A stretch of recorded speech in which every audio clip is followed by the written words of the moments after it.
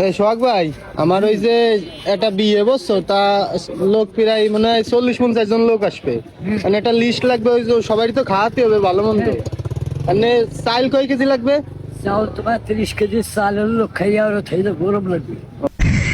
আর গোশ কয় কেজি লাগবে? গোশ লাগবে 3.5 মণ। 3.5 মণ। নুন লাগবে কয় কেজি? নুন লাগবে 40 কেজি। 40 কেজি। আর এই টক দই? টক দই লাগবে 6 খান। 1 ডেকচি মাঝে সাথে রাঁধে দিয়ে দেবা, 2 ডেকচি বাড়ি খাই দেবা, ঝামেলা সার। 40,000 টাকা যাবে। হলুদ হলুদ কয় কেজি লাগবে? হলুদ লাগবে 2 কেজি। 2 কেজি। আর গরম মশলা? গরম মশলা ধরো 60 কেজির উপরে দেবো। 60 কেজি। আর সয়াবিন তেল? সয়াবিন তেল 20 কেজি তো লাগবে, খালি পাকাইয়া দেবে, বাবুসেরা রাঁধে বেড়ে দেবে, খাইও দেবে, জিনিসপাতিও নিয়ে যাবে, ফেলে ফুলের যা আছে জগগুলা সব নিয়ে যাবে। আর কি লাগবে? পানি লাগবে? পানি লাগবে 4 ড্রাম তো লাগবে। 4 ড্রাম লেগে যাবে। হ্যাঁ পুরো লাগবে। হবে। হলুদ লাগবে কয় কেজি?